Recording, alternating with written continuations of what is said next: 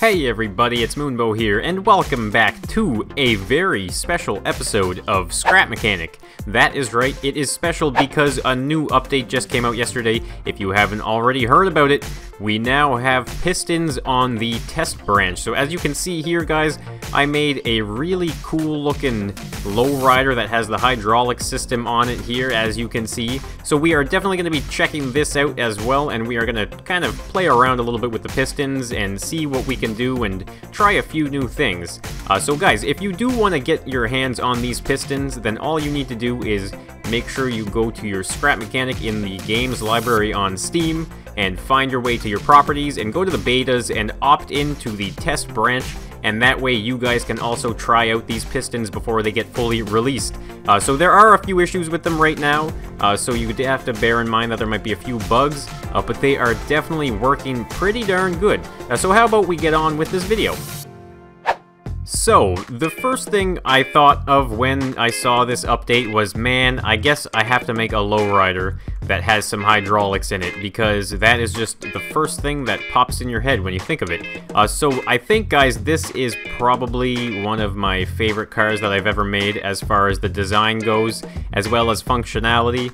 I think it turned out absolutely fantastic. It does use a few mods, but it needed those mods in order to really tie this whole build together. So I will mention though, guys, this is using the bling mod, so this kind of side paneling here, you can see just how shiny it is, and I think that the bling mod is probably one of my favorite mods now, because you can really kind of create some unique things. So we are going to quickly kind of hop around here, and we can see now the inside of the car here. It looks really, really cool. This is using Lord Payne's car parts mod. It looks really fantastic. You can see we have like a dashboard there. We even have some gas pedals, which actually are switches. And oh, would you look at that gas pedal right there? Or I guess, yeah, that's the gas and that's the brake pedal. So the gas pedal controls the wipers. Here we go. There you go. They're kind of doing nothing right now. And then the left one here is actually the lights on the front and the lights on the back there. We also have 4 really cool switches here. Those are the ones that are used for the hydraulics. And there's even a controller interface here that looks like a console kind of system. I even put a vanilla radio to pay homage to good old vanilla Scrap Mechanic. And here we also have some switches that, incidentally, they are some really funny looking kind of dashboard glove compartment. So I got a couple of them here. I mean, this is a pretty big car. As you can see, I don't have any stock seats, so this is using the modded seats right here at the center. You can hop into the driver's seat here, and this is just one of the modded steering wheels that you can use by attaching a bearing to it. So it's kind of like some fake steering wheel, but I'm really getting into using these mods to their full potential. And then of course here, guys, this is just a passenger seat, so you can have a friend hanging out with you there. So overall, the design is really cool. I'm really happy with the way this front windshield turned out. Nice and simple, trying to keep it sleek in design as well.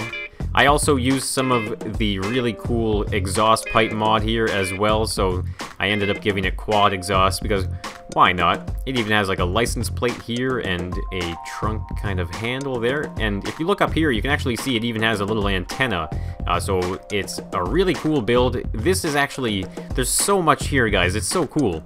That's right, I keep count, guys. How many cools is this build? I don't even know. There's just too many cools for this lowrider. As I was saying, you can see here on the rear wheel, it is partially covered on the side as opposed to the front one, which is fully exposed.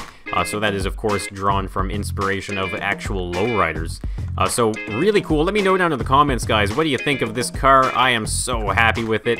But there's only one thing left to do now, and that is check out the hydraulic system.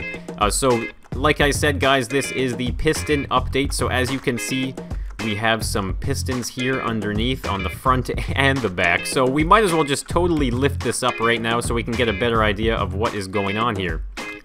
So you can see here, this is where the piston is.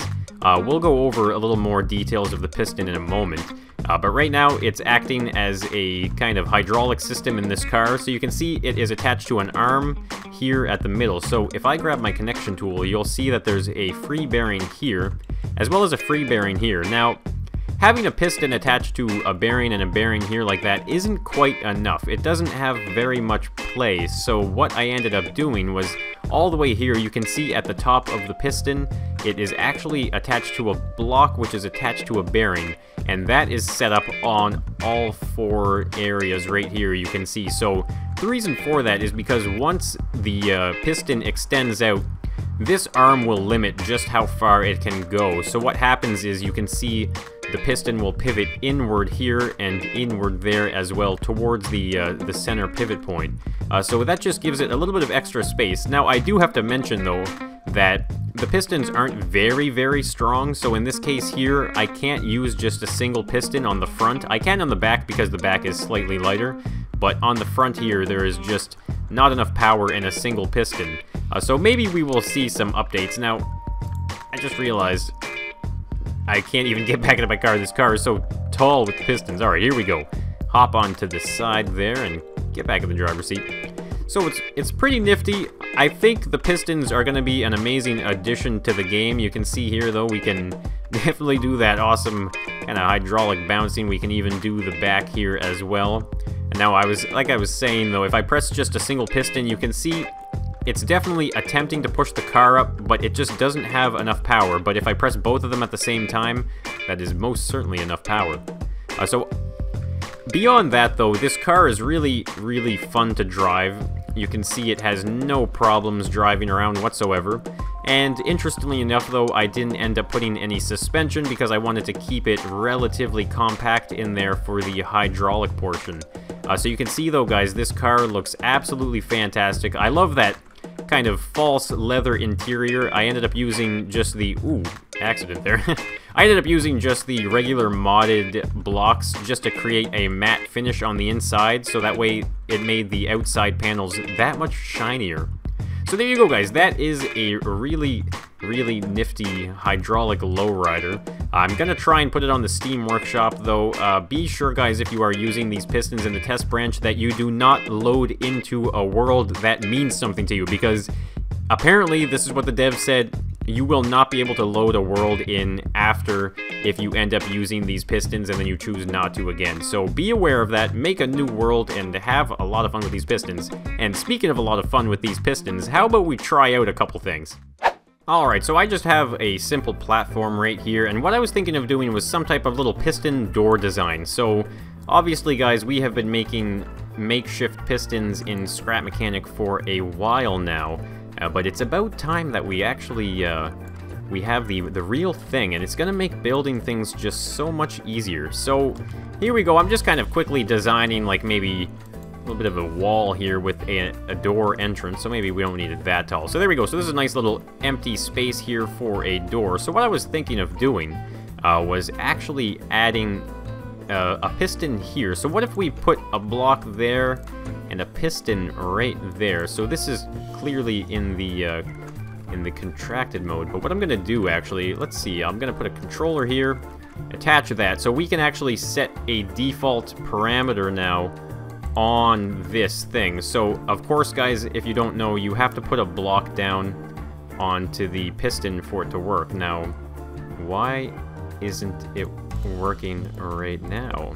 Alright, so I've been fiddling around with this a little bit, and I'm not too sure why. I thought that this would just kind of automatically set your default length, but it would seem that it's not really working that way, so I guess I'm gonna have to try something just slightly different. Alright, so I got a slightly different setup right here. So what I'm thinking of doing, guys, this is kind of like a little bit of a different door design. So if we can put something here like this and like that, so this will give us a little bit of room here. So what I'm thinking, guys, is I opened this up a little wider too for it to be easier to work, but I'm gonna put something maybe just like that right about here. So this is all in the closed position, so that means our wall is going to bring us right to about there. So we have the right distance here and there. So let's see now. So this needs to move how many blocks? I guess it's the full door length, right? So this is, I guess actually, so this is gonna have to move. Alright, this is my first time, guys, doing this. So let's see. So this number 1 here, when I press the button, it will move all the way to number 5, right? Just like that, okay. And this one here, all it needs to do is move out by 1 and 2, I think, right? So number 2, after a moment, will go like that.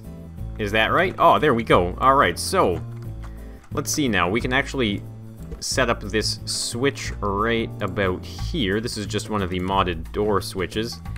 So we can put that there like so. And there we go. I think it's working as planned. Now, I will mention though, this is a lot longer than it probably really needs to be. I'm sure I could probably make it a little more compact, but let's see what this kind of achieved for us now. Oh, if I didn't screw it up, it would have been really cool.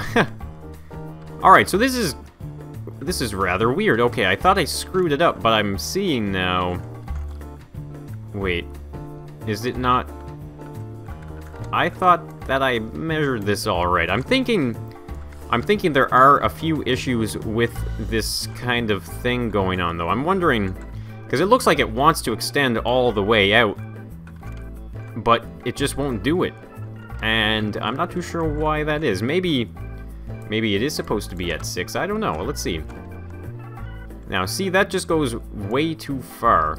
So you can see I'm getting these off-block distances right now, and I'm not too sure what is causing that. Now, of course, like I said, though, guys, this is on the test branch. These are brand new, so there might be some issues, but as you can see, the idea is there. It's supposed to be a really cool door that kind of opens itself up. Now, what I was thinking of doing, though, to make it a little more dramatic, was slowing it down. So what if we slow it really slow here? And, oh, wait. Is it actually in? I think it's actually in. Let's try this out. There we go, nice and slow. And the door opens. Nice. Alright, so I guess after a few technical difficulties here, it seems to be working a little bit better. Let's try that out again. Not quite enough this time. So, like I said, guys, it's having a few issues as far as the functionality goes, but I think we'll probably see some updates. Alright, another thing I wanted to try was making some type of SuperDuper ExtendoMatic tower. So let's try that, shall we? We're gonna... I don't know how many of these I'm gonna do. Let's see here. I'm gonna keep on doing this jumping back and forth thing here like this. I feel like we're getting pretty high up already, but that's alright. I bet you we can go way higher. I wonder if I could make one of these that reaches the skybox one day. Let's see now. Alright, this feels like it's probably enough. Let's put a chair on the end of it right here. This is quite a few. Now, we are definitely going to need... Actually, I don't necessarily need a controller. I just realized we can probably just get away with going straight to them. So actually, before we do that, we of course have to set all of these to 15. Alright, now that they are all set to 15, of course the last thing we need to do, guys, is hook them all up. So this is a little bit of an experiment here. I'm not too sure what's gonna happen, if I'm gonna glitch out, or if everything is gonna go as planned. So, final connection, sit on the seat. So let's count them up here. This is 1, 2, 3, 4, 5, 6, 7, 8, 9, 10, 11, 12, 13. Ooh, is that right? That's kind of an unlucky number here. Alright, oh look, nice view of the lowrider there. Okay, so, let's see what's gonna happen, guys. One switch, 13 that are set to 15 pistons. Oh man, this is gonna be crazy. Let's do it. Oh man. Okay, that was actually pretty interesting. So, I'm curious to see what kind of creations we can do with this. Look, you can see all the steam being let out of them here. There we go. So you can see, alright, there is definitely some wiggling going on. You can see me wiggling to the left and right. Now that's probably because the seat is off-center, but that does still show us that there is gonna be some stability issues. Same with like the bearings with these builds here.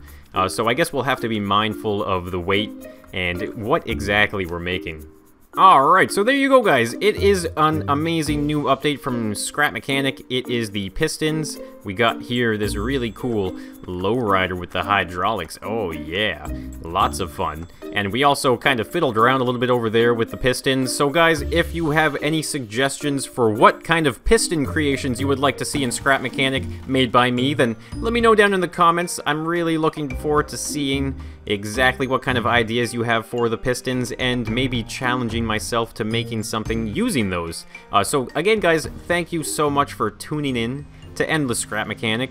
If you want to show your support, if you enjoyed the video, liked the build, then be sure to hit that like button. And of course, guys, if you are ready for Endless Scrap Mechanic, well then be sure to hit that subscribe button, because that is what is going on here on the channel. It's Endless Scrap Mechanic, and I'm sure, guys, as the updates come out, there's just going to be more and more builds and more possibilities.